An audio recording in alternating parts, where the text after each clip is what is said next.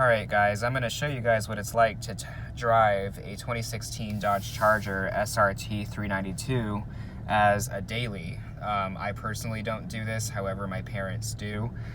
So I want to go ahead and talk with you guys about that and ultimately give you an idea of how the engine and transmission behave in the city, as well as give you guys sort of an idea of what the car drives like without just mashing on the pedal on a constant basis.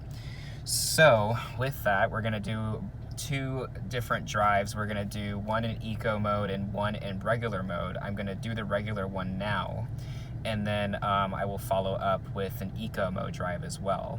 So go ahead and enjoy the view. I will do my best to keep the camera steady, however it is a bumpy ride, so please excuse me in advance.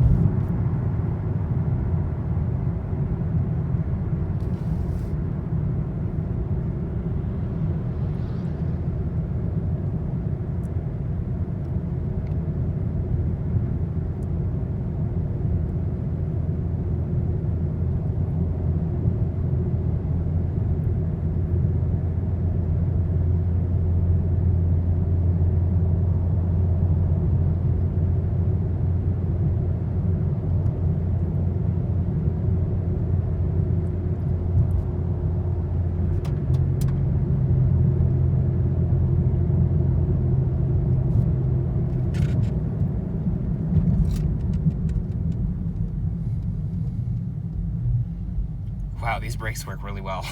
I had to like make a short stop there, and I'm thinking, oh man, I haven't had the brakes like that in a while. Oh. All right, so here's a couple more accelerations. Now that we've got a red light, we'll wait for it to turn green, and I'll show you.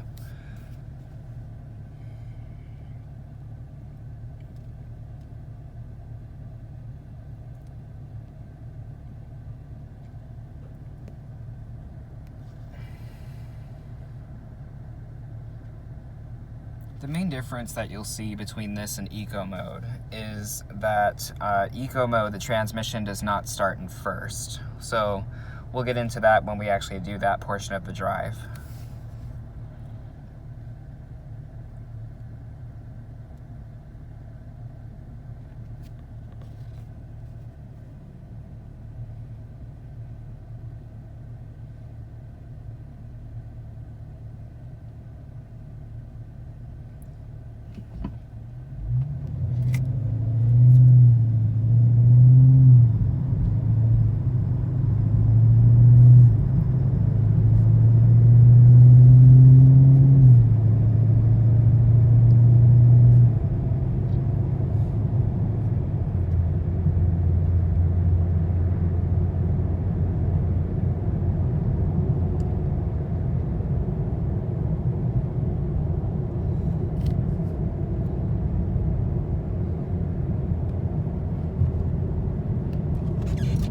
Hello, we got another red light, hell yeah.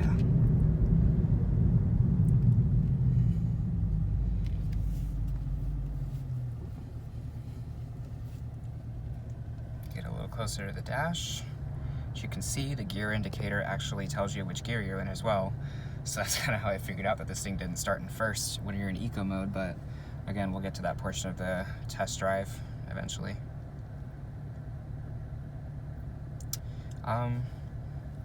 If I haven't already said it already, I can't remember, but I'm just kind of doing this to cover myself here. This would make a terrible daily driver. The low profile tires, for one, are very rough riding, along with the big wheels. You get really bad gas mileage, and God forbid you hit a pothole, you're kind of screwed. Also, too, with the car riding so low to the ground, you actually kind of scrape the bottom of it constantly coming out of driveways. So don't do that.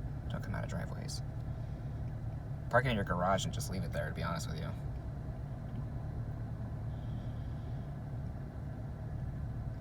We'll do a little bit of a harder acceleration here. Nothing too big.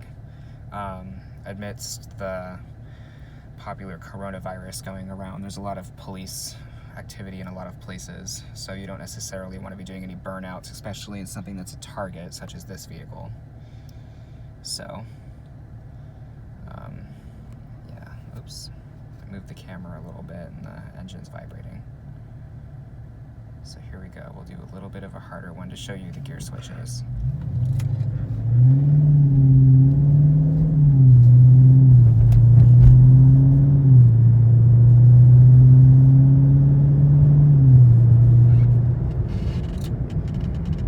This is by far like a really good transmission. I really like this car in terms of its gear switches, its responsiveness.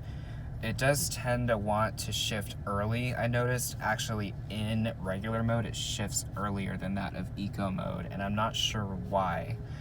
Maybe it's just due to the fact that it has to be within a certain RPM range, but it's definitely something that caught me off guard, as obviously you would want it to shift earlier in eco mode, but to each their own, I guess. The programming in this must just be a little different. Here we go, let's do another one.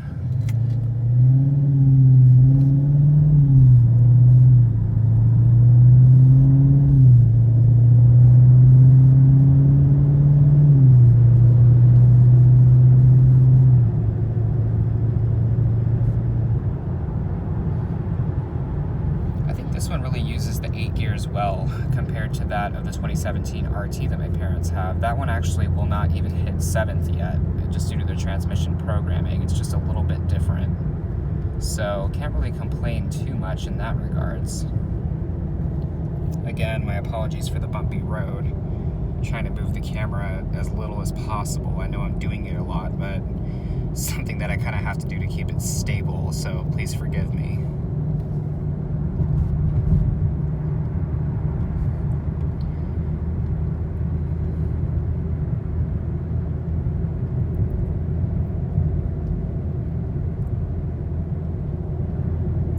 Folks, this concludes part 1. I'm actually going to do now part 2, and I'm going to show you the eco mode version of this vehicle and how this behaves compared to that of the regular version. So, thanks for watching.